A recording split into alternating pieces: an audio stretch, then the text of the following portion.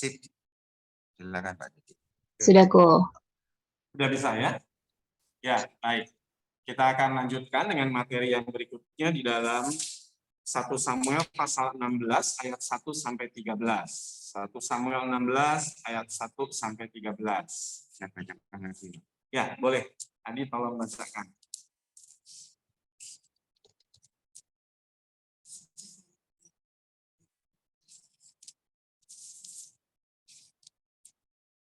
Satu Samuel pasal 16 ayat 1 sampai 13. Daud diurapi menjadi raja. Berfirmanlah Tuhan kepada Samuel, berapa lama lagi engkau berduka cita karena Saul? Bukankah ia telah kutolak sebagai raja atas Israel? Isilah tabung tandukmu dengan minyak dan pergilah. Aku mengutus engkau kepada Isai, orang Betlehem itu. Sebab di antara anak-anaknya telah kupilih seorang raja bagiku. Tetapi Samuel berkata, bagaimana mungkin aku pergi? Jika Saul mendengarnya, ia akan membunuh aku. Firman Tuhan, bawalah seekor lembu muda dan katakan, aku datang untuk mempersembahkan korban kepada Tuhan. Kemudian undanglah Isai ke upacara pengorbanan itu. Lalu aku akan memberitahukan kepadamu apa yang harus kau perbuat. Urapilah bagiku orang yang akan kusebut kepadamu. Samuel berbuat seperti yang difirmankan Tuhan, dan tibalah ia di kota Betlehem. Para tua-tua di kota itu datang mendapatkannya dengan gemetar dan berkata, adakah kedatanganmu ini membawa selamat? Jawabnya, ya benar. Aku datang untuk mempersembahkan korban kepada Tuhan. Kuduskanlah dirimu dan datanglah kepadaku ke upacara pengorbanan ini. Kemudian ia menguduskan Isai dan anak-anaknya yang laki-laki dan mengundang mereka ke upacara pengorbanan itu. Ketika mereka itu masuk dan Samuel melihat Eliab, lalu pikirnya, sungguh di hadapan Tuhan sekarang berdiri yang diurapinya. Tetapi berfirmanlah Tuhan kepada Samuel, janganlah pandang parasnya atau perawakan yang tinggi, sebab aku telah menolaknya. Bukan yang dilihat manusia yang dilihat Allah. Manusia melihat apa yang di depan mata, tetapi Tuhan melihat hati. Lalu Isai memanggil Abinadab dan menyuruhnya lewat di depan Samuel. Tetapi Samuel berkata, orang ini pun tidak dipilih Tuhan. Kemudian Isai menyuruh Syama lewat. Tetapi Samuel berkata, orang ini pun tidak dipilih Tuhan. Demikianlah Isai menyuruh ketujuh anaknya lewat di depan Samuel. Tetapi Samuel berkata kepada Isai, semuanya ini tidak dipilih Tuhan. Lalu Samuel berkata kepada Isai, inikah anakmu semuanya? Jawabnya, masih tinggal yang bungsu, tetapi sedang mengembalakan kambing domba. Kata Samuel kepada Isai, suruhlah memanggil dia, sebab kita tidak akan duduk makan sebelum ia datang kemari. Kemudian disuruhnya lah menjemput dia. Ia kemerah-merahan, matanya indah dan parasnya elok. Lalu Tuhan berfirman, bangkitlah, urapilah dia, sebab inilah dia. Samuel mengambil tabung tanduk yang berisi minyak itu dan mengurapi Daud di tengah-tengah saudara-saudaranya. Sejak hari itu dan seterusnya, berkuasalah roh Tuhan atas Daud. Lalu berangkatlah Samuel menuju Rama.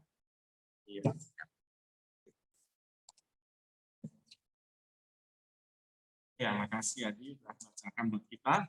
Jadi di dalam pelajaran yang berikut ini kita akan melihat bagaimana Allah itu mengutus Samuel untuk mengurapi Daud menjadi raja.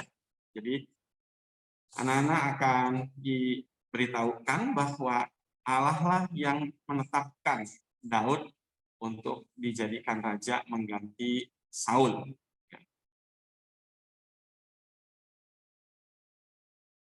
Dan nanti hal yang lebih praktis untuk anak-anak adalah mereka melihat prinsip yang Tuhan nyatakan tentang pemilihan atas orang-orang yang hendak Tuhan pakai. Jadi belajar dari sikap Samuel yang lihat fisik dari anak-anak Isai, saudara-saudara Daud yang memang kelihatan saudara-saudaranya itu lebih dewasa, tinggi besar, tetapi dikatakan bahwa Tuhan tidak melihat apa yang dilihat oleh manusia, ya, tetapi melihat hati. Itu yang nanti jadi ayat hafalannya. Jadi yang dilihat dari Daud adalah hati seorang yang boleh dikatakan tidak seperti kebanyakan orang. Daud itu punya hati yang lembut, ya, disebutkan dia seorang yang lembut hatinya, ya. Bukan berarti Daud ini tidak pernah berdosa, ya. Justru karena ketika dia juga melakukan kesalahan, dia menjadi seorang yang peka. Baik.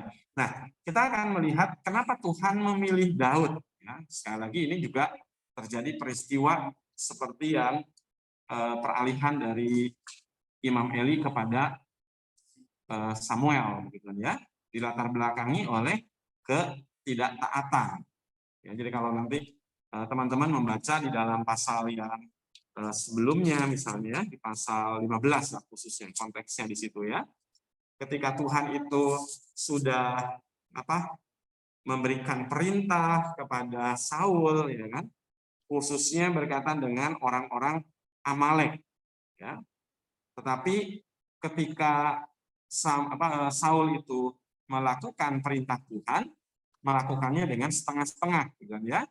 Ketika melihat raja orang Amalek ini, seorang yang bernama Agag, ya, dibiarkan hidup, bahkan dirampas, begitu ya, ternaknya dan segala yang ingin dikuasai oleh Saul.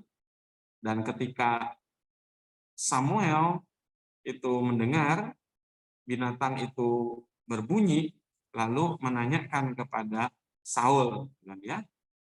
Dan Saul berkelit bahwa dia ingin mempersembahkan, misalnya di dalam ayat ke-15, ya. Ketika Samuel menanyakan, apakah bunyi kambing domba yang sampai ke telingaku dan bunyi lembu-lembu yang kudengar itu, ya, di pasal 15 ayat 15 dijawab oleh Saul. Semuanya itu dibawa daripada orang Amalek. Sebab rakyat menyelamatkan kambing domba dan lembu-lembu yang terbaik dengan maksud untuk mempersembahkan korban kepada Tuhan Allahmu.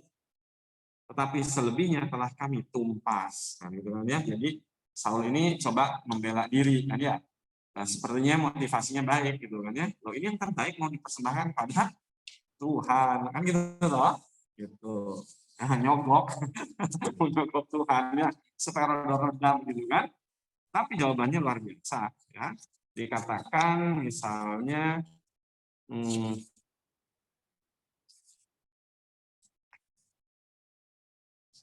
disebutkan tentang apakah persembahannya itu sesuatu yang lebih gitu kan daripada mana ya. Nah ini ayat 22 ya. Ketika Saul tadi mengatakan akan dipersembahkan kepada Tuhan sebagai korban bakaran, ayat 22 jawab Samuel, apakah Tuhan itu berkenan kepada korban bakaran dan korban sembelihan sama seperti kepada mendengarkan suara Tuhan? Sesungguhnya mendengarkan lebih baik daripada korban sembelihan, memperhatikan lebih baik daripada lemak domba-domba jantan. Sebab pendurhakaan adalah sama seperti dosa bertenung, dan kedegilan adalah sama seperti menyembah berhala dan terafim. Karena engkau telah menolak firman Tuhan, maka Tuhan telah menolak engkau sebagai raja. Nah, di sini kan ya. Jadi kita lihat bagaimana sikap dan perilaku Saul yang setengah-setengah dalam melakukan perintah Tuhan dipandang oleh Tuhan sebagai sikap durhaka, ya, tidak mentaati, lalu dianggap degil, gitu kan ya. Itu bicara mengenai hati yang keras, gitu kan ya. Yang kalau kain degil itu kan kain yang kotor, kan gitu ya, tidak lagi tulus, ya, tidak lagi murni, gitu. Jadi sebagian kelihatannya melakukan perintah Tuhan, ya kan, tetapi campur aduk di dalamnya. Lalu dengan manisnya mengatakan ini yang terbaik akan menjadi korban persembahan, korban sembelihan. Langsung Tuhan tegaskan, apakah lebih kan gitu ya. Itu sesuatu yang mereka enggak. Buat Tuhan lebih penting adalah justru mendengar ya daripada memberikan korban persembahan. Nah, ini pernah ada kejadian. Jadi saya pernah ditanya oleh seorang pengusaha ya dalam sebuah pengusaha, nanyanya awalnya to the point-nya, boleh nggak pakai debt collector? Ya, Pak, boleh nggak kita orang Kristen pakai debt collector? Ya saya kan nggak mau kejebak. Ceritanya apa kan nggak tahu ya. Gitu. Masa kasih pertanyaan dulu gitu kan? Jadi kita pun jangan mau ya. Kalau ditanya, itu tadi yang saya bilang, pertanyaan yang salah akan melahirkan jawaban yang salah. Betul ya? Kan gitu. Tadi saya kan jadi salah. Karena saya membuat pertanyaan yang tidak tepat. Betul ya? Gitu. Jadi orang menjawabnya kan juga kalau orang kecepatan jawab akan hasilnya beda. Nah, waktu itu saya nggak mau langsung jawab, saya tanya, ceritanya apa? Gitu, dengan tenang saya tanya. Ceritanya apa? Akhirnya dia keluarkan cerita. Dia itu dipinjemin orang, taruhlah uangnya besar sekali. Misalnya taruh 100 juta. Nah, si A itu pinjem tapi nggak kembali-kembalikan, ya kan? Sampai yang punya uang ini si B lah misalnya kan, nagih ya nggak dapat sampai kayaknya uang itu hilang, gitu ya. Lama kali, terus kepikiran dia, gitu. Ya apa pakai debt collector supaya apa, gitu kan ya? Dia pikir gini, udah sekian persen buat yang nagih kan yang nagih baru dapat hasil komisi kalau berhasil tagihannya kan ya. Jadi kan yang nagih ini debt collector kan menjadi termotivasi kan, termasuk bisa mengintimidasi kan supaya menghasilkan. Nah, ceritanya orang ini maksud saya gini Pak, kalau itu nanti uang itu berhasil ditarik, ya nanti saya bayarkan ke si kolektor. Nah, sisanya saya maksud tuh ingin persembahkan ke gereja, boleh nggak Pak? Saya perlu jawab nggak kayak gitu Mas? Temannya udah langsung jawab sendiri semuanya. Oh, itu sih bukan persembahan itu katanya. Daripada hilang semua, gitu kan? Kamu mau memberikan buat Tuhan, padahal itu kamu udah hilang. Itu sih bukan persembahan, kan gitu kan? Jadi saya nggak jawab gitu. Sudah apa ya? Sudah terjawab sendiri kan akhirnya kan ya. Gitu. Hampir mirip kan seperti prinsipnya ya. Gitu loh. Kelihatannya kan baik ini memberikan persembahan. Tapi sebetulnya itu uang hilang kan dan tidak akan datang, tidak akan diberikan kalau tidak ditarik oleh developer kan gitu toh. Gitu. Jadi itu ya hati-hati ya. Jadi kadang aktivitas kelihatannya ya luar biasa itu tadi ya aktivitas memberikan persembahan kambing domba yang terbaik gitu kan itu atau orang ini misalnya kan ataupun dalam bentuk yang lain bisa saja kan kita melakukan hal yang serupa itu tetapi di balik itu ada sesuatu sebetulnya kan sedang kompensasi kita. Nah itu hati-hati kan, makanya Tuhan mengatakan apakah itu sesuatu yang Tuhan inginkan? Enggak, buat Tuhan jauh lebih baik dengarkan firman, ya kan? Ya itu intinya ya kan. Karena itulah kenapa Saul akhirnya ditolak oleh Tuhan dan dihadirkanlah Daud. Dan itulah kenapa muncul ayat bahwa Tuhan bahwa manusia melihat apa yang di depannya, Tuhan melihat hati. Ada gitu toh. Kenapa? Karena hatinya Saul kan seperti itu. Sementara Daud dikatakan seorang yang masih polos, ya, seorang yang tulus. Nah ini sekali lagi menjadi sebuah pesan yang sangat penting ya bagi kita, demikian juga untuk anak-anak supaya mereka terus belajar untuk tulus di hadapan Tuhan. Ya. Oke itu. Untuk hal-hal yang sifatnya informasi data, teman-teman bisa membaca di dalam Alkitab ya. Seperti tadi disebutkan nama-nama kakak-kakaknya Daud ya, yang memukau atau yang membuat siapa nih Samuel begitu terpesona dan berpikir orang inilah yang akan Tuhan pilih. Tapi Tuhan bilang bukan itu, bukan yang seperti itu yang aku pilih. Ya, lalu dipilihlah Daud. Jadi nanti kita akan melihat tentang kriteria ya atau standar ketika Tuhan memakai seseorang ya, memilih seseorang. Kadang kita punya standar yang apa ya, yang lahiriah gitu kan ya, hal-hal yang sifatnya lahiriah gitu. Padahal Tuhan melihat hal yang sifatnya lebih di dalam hati. Gitu. Nah, karena itu biarlah kita juga boleh belajar dari kasusnya Saul dibandingkan dengan Daud, supaya kita tidak terjebak kepada hal-hal yang sifatnya aktivitas, ya. Sepertinya kita ini aktif melakukan ini, memberi itu, tetapi sebetulnya hatinya enggak di situ, ya. Minggu lalu saya ketemu ketika lagi besuk, ngobrol-ngobrol, orang ini cerita lagi gitu kan, karena dia ingat waktu saya khotbah, lalu kita sempat jalan sebentar, terus dia bilang, Pak, betul. Kadang saya itu jadi merenung lagi.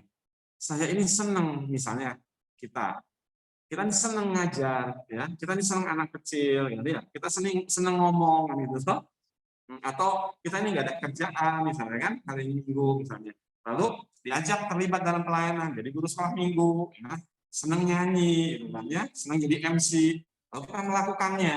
Gitu. Lalu orang mungkin mengatakan, wah pinter ya ngajarnya, oh pinter ya bimbing MC-nya, pokoknya bla bla bla, ya, semua aktivitas apapun silahkan. Tapi ketika kita jujur merenung, ini sungguhan, Pak, kita melakukan untuk Tuhan. Atau sebetulnya kita sedang memuaskan hobi kita, kan itu loh, kesenangan kita dapat pujian, ya kan, mendapat tempat di tengah-tengah banyak orang, ya kan, diakui, dihormati, kan ya, dibutuhkan, kan itu memang kebutuhan orang, ya, rasa dibutuhkan, kan gitu ya, gitu. Iya kan gitu toh, iya, orang macam-macam kan motivasinya kan gitu ya. Nah itu kadang saya pikir ya itu perlu ya kita sewaktu-waktu merenungkan kembali ya, supaya apa itu tadi bahasanya, jangan sampai degil kan gitu ya. Kalau kain itu jangan sampai kotor ya, bahwa kita mungkin terkontaminasi kan kadang lah ya, dipuji orang seneng gitu ya, lupa kita bahwa kita sedang melayani Tuhan ya kan, bukan sedang memuaskan diri sendiri kan gitu. Nah itu ingat ya, istilahnya kayak baju dicuci lah kan gitu ya, dibersihkan supaya motivasi kita semakin dimurnikan. Karena satu waktu kalau kita itu malah dikritik orang, akan semakin kelihatan itu, ya kan? Langsung bilang, maka kita bilang, wah ini sebetulnya kamu bukan sedang melayani Tuhan itu ya, kita sedang melayani ego kita kan, gitu loh. Dan memang itu tidak mudah, ya, itu tidak mudah. Baik waktu kita dipuji, waktu kita dicaci, itu akan menjadi ukuran kan, sebetulnya ujian. Kita ini sedang menampilkan diri sendiri untuk orang-orang ini, atau kita sedang melayani Tuhan, kan gitu ya. Saya pikir ini menjadi sangat penting ya, pesan ketika belajar melihat hati, gitu kan ya, bukan melihat apa yang ada di luar. Ya. Dan memang ini sesuatu yang harus kita lakukan, apalagi ini kita melakukan ini sudah berapa tahun itu melakukannya. Iya kan? Bisa-bisa tanpa sadar kita sedang menampilkan diri kita. Makanya waktu orang itu mengatakan, iya Pak, khotbah tadi itu bikin saya kepikir. Saya ini melakukan pelayanan ini karena untuk Tuhan, atau karena memang saya tuh menikmatinya, gitu. Karena memang itu hobinya, gitu loh. Iya kan? Gitu. Nah, itu yang saya pikir perlu berhati-hati supaya kita jangan sampai istilah itu salah fokus, gitu ya. Jangan salah fokus, ya. Baik, lalu ayat hafalannya sudah pasti lah itu ya, 1 Samuel pasal 16 ayat 7b. 1 Samuel 17, 1 Samuel, iya, 7, sorry. 1 Samuel 16 ayat 7b. Manusia melihat apa yang di depan mata, tapi Tuhan melihat hati. Kenapa? Ya, sama aja. Karena ini ayat yang sangat penting ya, supaya anak-anak bisa semua tahu ayat ini. Dan ini konteksnya pasti anak akan ingat ini sedang pemilihannya Daud ya, menjadi raja ini. Untuk ayat untuk kasus tertentu mungkin anak kecil kasus besar dibedakan, tapi untuk tertentu saya lihat penting ya, sama aja. Karena ini poin yang sangat penting ya untuk anak-anak tahu.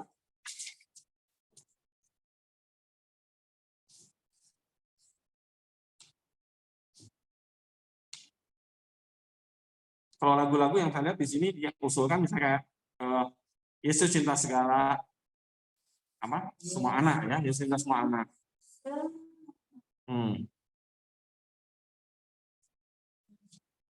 Yesus cinta semua itu tadi gitu ya.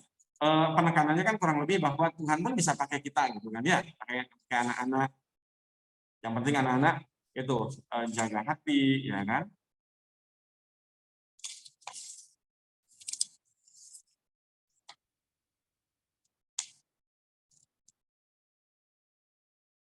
Oke, ada yang mau ditanyakan?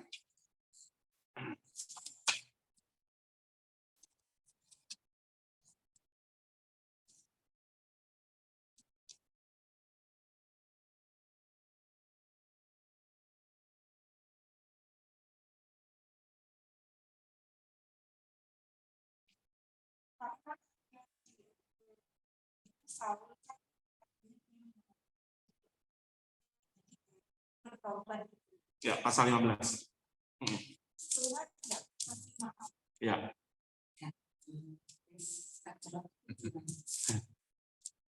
Di ayat 25 gitu. Ayat 24 gitu ya. Oke, ya 24 itu. Berkatalah Saul kepada Samuel, aku telah berdosa setelah kulangkahi kitab Tuhan dan perkataanmu, tapi aku takut kepada rakyat, karena itu aku mengabulkan permintaan mereka. Maka sekarang ampunilah kiranya dosaku, kembalilah bersama-sama dengan ada yang memberikan penekanan bahwa Saul ini suka berkelit begitu. Ya, contoh yang saya barusan ya, dia memakai rakyat gitu yang menekan dia sehingga dia takut, lalu akhirnya takut ya nurut gitu kan sama rakyat. Jadi kan salah bisa ngomong salah aja ya. Iya. Supaya diampuni nggak diampuni pokoknya nggak bisa. Boleh. Iya.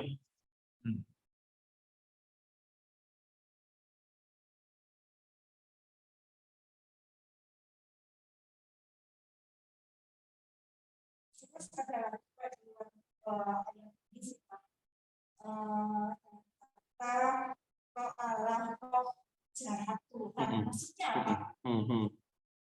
Yang seperti Saul. Ya.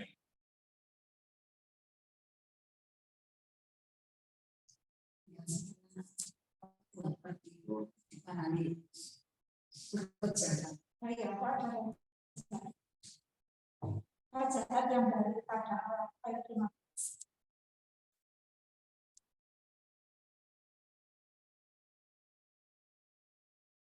Saya lagi lihat yang ini apa? Saul tadi ya, yang memakai alasan orang-orang banyak. Ya, kalau kita lihat di dalam ayat-ayat yang keempat misalnya, lalu Saul memanggil rakyat berkumpul dan memeriksa barisan mereka, di lain ada 200.000 orang pasukan berjalan kaki dan 10.000 orang Yehuda. Disuruhnya lah orang-orang menghadang di lembah. Ya.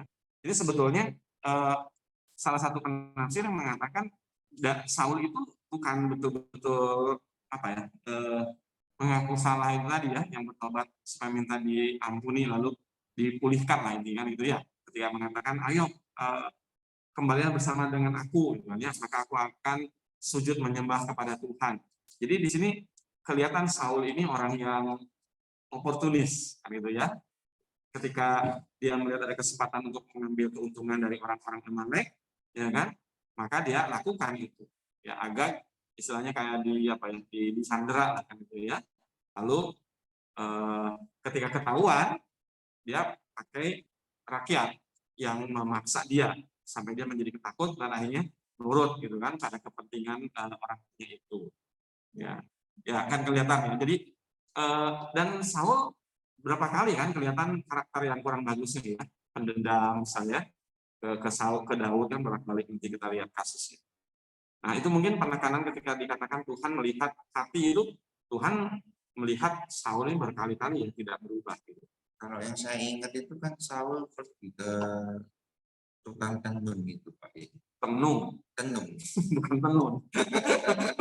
Apa? Mau bikin kebaya? Mau bikin kebaya?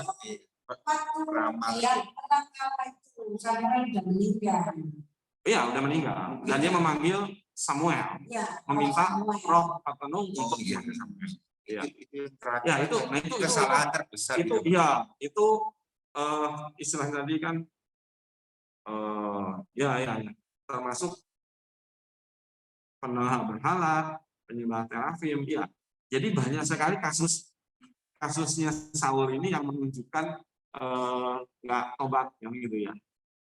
Malah semakin parah kan, itu kan udah lewat masanya Samuel kan, Samuel meninggal, dipanggil masih gitu kan. Jadi nggak berubah gitu ya. Padahal kan Samuel kan yang menegur dia berkali-kali. Iya. Setelah Samuel meninggal, Iya. dia ketakutan. Dan mungkin ya kalau kita bandingkan ya, Daud waktu masih remaja berani menghadapi Goliat, sementara Saul dan semua tentara yang memakai alat-alat perang itu ketakutan oleh Goliat. Tapi Daud dalam kemudaannya dia mengatakan aku datang dalam nama Tuhan. Jadi apa ya, kebergantungan Daud, ya, ketulusannya, ya mungkin kita mengatakan kepolosannya, tapi buat Daud dia tidak ada sesuatu yang lain ketika kecuali mengandalkan Tuhan dalam situasi seperti itu, dan Tuhan berkenan. Bahwa kalau ditanya apakah Daud tidak pernah berdosa separah Saul, pernah lah. Berdosa, tapi setelah jadi raja. Nah iya makanya kalau ditanya, Sebelum jadi raja itu, jadi setelah Samuel mengungkapkan dia, itu kan roh Tuhan berkuasa atas dia, terus dia melawan Goliat. Berdosa itu setelah jadi raja, sebelum jadi raja itu iya. baik. Makanya kalau ditanya apakah Daud itu tidak pernah berbuat dosa, pernah. Tapi itu tadi ketika Daud itu berdosa ditegur oleh Nabi Nathan, ya kan, langsung dia mengakui. Dan makanya kita mengambil prinsip dari kasusnya Daud. Daud diampuni karena gini mungkin ada pengampunan untuk Daud karena ada pengakuan dosa dan ada pertobatan. Kan itu ya. Sehingga ketika dia sudah terjerumus sedemikian dalam, Uriahnya sampai mati, dia bertanggung jawab atas Batseba. Tapi jangan lupa, hukuman ada enggak? Konsekuensi ada enggak? Ada. Ya, anak dari Batseba mati kan? Kan itu ya, itu pasti menimbulkan kesedihan dan ingatan yang luar biasa kan, bahwa itu akibat dia. Bahkan kalau kita lihat, Daud ini kan bermasalah dengan Batseba, artinya dengan perempuan. Kita lihat akibatnya pun masih ada. Ya, nanti anak-anaknya kasusnya gitu ya, itu paling tidak ada 3 anak lah, Amnon, siapa yang Absalom ya, Adonia, cucu ya, dengan cucu ya, karena anak dari Salomo itu minta Abisag, itu juga akhirnya dibunuh ya. Jadi itu kasus artinya gini, dosa bisa diampuni karena ada pengakuan dan pertobatan ya, karena Allah adalah Allah yang kasih. Tapi tidak bisa dilepaskan dari Allah yang kudus, Allah yang adil. Ya, yang bahkan dikatakan dalam ayatnya tidak melepaskan dari hukuman. Gitu ya. Tetapi di sisi yang lain, Allah juga adalah Allah yang keras dan tegas, ya kan? Dan bisa ketika tidak ada pengakuan, tidak ada pertobatan yang sungguh, kan gitu. Ya. Oke. Saya pikir itu menjadi penting ya, ketika bicara mengenai Allah melihat hati itu ya di situ, ya. Gitu. Jadi bisa saja orang melakukan segala sesuatu di depan banyak orang, oke beres tidak ada masalah, tapi Tuhan melihat lebih dalam, ya ke hati orang itu. Ya. Oke, itu yang bisa saya coba. Oh, sorry tadi, Bu Hera. Tadi soal roh ya. Ayat 15. Ya, ya. Jadi bentar. Pasal 16 ayat 15 ya dari 14. Tetapi roh Tuhan telah mundur daripada Saul dan sekarang ia diganggu oleh roh jahat yang daripada Tuhan. Lalu berkatalah hamba-hamba Saul kepadanya. Nah, ada penafsir yang memakai istilah karena dibedain ya. Roh Tuhan di situ huruf besar semua yang menggambarkan itu adalah Allah sendiri yang menyatakan dirinya, hikmatnya, pemeliharaan pimpinannya. Tetapi ketika Saul itu memberontak, tidak taat, ya kan, terhadap apa yang Tuhan perintahkan, maka dibahasakanlah di situ bahwa roh Tuhan telah mundur dari Saul dan sekarang ia diganggu oleh roh jahat yang daripada Tuhan. Ada yang menafsirkan bahwa ini adalah konsekuensi dari bahasa gini, kayak inilah, kayak apa itu gelap? Gelap itu karena ketiadaan terang. Ya betul lah. Gelap itu apa? Karena tidak ada sumber gelap. Yang ada sumber terang. Betul ya. Jadi kalau ditanya apa itu gelap? Gelap itu karena tidak ada terang. Nah, ketika orang ini diganggu, karena apa? Karena tidak ada penyertaan Tuhan atas orang ini. Kenapa? Karena Saul telah menolak Tuhan. Saul telah apa ya?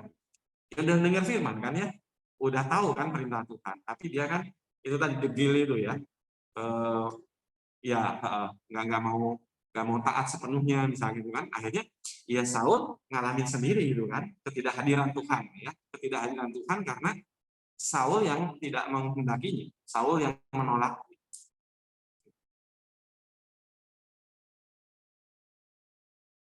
Ini sejalan dengan sebuah prinsip bahwa Tuhan tidak mungkin menjatuhkan kan gitu ya. Tuhan istilahnya tidak mungkin mencelakakan. Ya, rancangan Tuhan adalah rancangan damai sejahtera kan gitu loh. Makanya ketika dikatakan orang yang menolak kasih Tuhan, orang yang menolak kasih Tuhan itu dia akan tersiksa sendiri kan oleh katanya. Sama lah kayaknya kayak nggak tahu kalian pernah ngalamin nggak ya? Ketika misalnya orang tua itu sayang banget ke kita, ke anaknya, ya. Lalu anak itu dalam pemberontakan yang menolak. Tetapi dalam satu titik dia sadar gitu kan ya, bahwa orang tua itu begitu mengasihi dia. Tapi sudah kandung kan kata-kata, sikap, tindakan menolak. Ketika menyadari itu salah, itu sakit kan di sini. Ya kan? Gitu. Pada waktu melawannya sih mungkin nggak sakit, karena kan sedang nggak senang, ya kan, nggak sesuai dengan keinginan, jadi melawan. Ya kan? Tapi begitu sudah, ya seperti anak yang bilang lah ya, anak yang bilang ketika minta harta, ya kan, lalu jual, lalu foya-foya, nggak mikir kan. Tapi begitu sudah habis, makan ampas, makanan babi aja nggak boleh, mulai dengan dia mikir betapa iya. Nah, ketika ingat kebaikan orang tua, sakit nggak perasaan kira-kira? Sakit kan? Iya kan? Gitu loh. Istilahnya saya dulu pernah pakai itu sakit karena merindukan. Ya, pain of missing, gitu, kehilangan. Iya. Kalau orang duit itu tadinya punya harta, punya kekayaan, ya kan? Begitu habis-habisan karena kesalahan kita, menginginkannya lagi, itu sakit hatinya luar biasa. Ya, gitu. Kira-kira itu ya. Jadi ketika Saul ini menolak Tuhan, melawan Tuhan dan tidak peduli sama Tuhan, ya dia akan ada dalam kondisi yang tidak mengalami pemeliharaan dan pimpinan Tuhan. Gitu. Jadi roh itu kan kadang diterjemahkan itu semacam apa ya, spirit ya, artinya bukan spirit apa roh loh ya, tapi kayak semangat ya atau pimpinan. Gitu. Dan Saul tidak mengalami itu kan ketika Tuhan ditolak oleh dia. Ya sama kayak anak lah ya, tadinya dituntun, gitu, ayo kita pergi jalan, anak mau, terus mamanya kesel loh, sekarang mau gitu ya, begitu tersesat, ayo nangis gitu anak, nangis dia kan, nyesel nyari kan, nah, kira-kira Daud itu disuruh sama Tuhan begini begitu, terus mau aku jalan deh, Tuhan bilang mas, coba, ya itu yang saya mungkin coba membahasakan di situ ya. Jadi dia kehilangan penyertaan Tuhan, tidak mengalami pimpinan Tuhan, karena memang dia sendiri yang menolak dan membuangnya. Baik, kita akhiri dulu ya. Kalau bagian ini, kita akan berdoa bersama-sama. Bapak Surga, terima kasih untuk kesempatan bersama-sama mempersiapkan dan berbagi pemahaman, pengertian. Kiranya Roh Kudus akan semakin melengkapi kami, berikan kepekaan, sehingga kami boleh terus belajar dari firman-Mu, kami boleh mendapatkan pengertian-pengertian, kami boleh melihat apa yang Tuhan hendak sampaikan melalui pesan firman Tuhan. Khususnya kami semua berdoa untuk teman-teman yang akan melayankan di dalam kebaktian anak. Tuhan sendiri yang akan terus melengkapi, bahkan dalam hikmat dan kuasa Roh Kudus, teman-teman yang akan menyampaikan firman, yang akan memimpin dalam pujian, mempersiapkan aktivitas, semua itu ada di dalam berkat penyertaan hikmat yang dari Tuhan. Dan anak-anak boleh bersukacita mendapatkan berkat dari pelayanan-pelayanan ini. Kami serahkan untuk semua teman yang akan ambil bagian dalam persiapan, di dalam pelayanan, Tuhan yang akan memakai kami semua. Berkati anak-anak supaya mereka boleh mengalami kehadiran Tuhan pada zaman ini, merasakan pimpinan Tuhan, bahkan memberikan pelayanan kepada Tuhan di dalam masa mereka saat ini. Terima kasih, kami serahkan setiap kami di dalam aktivitas pada sisa malam ini. Terima kasih, kami serahkan dan mohonkan doa kami dalam nama Tuhan kami Yesus Kristus. Amin. Oke, terima kasih semua. Terima kasih teman-teman yang lewat Zoom. Untuk Terima yang website kasih. kami. Selamat Terima kasih. Selamat malam. Salam, sampai ketemu hari Minggu.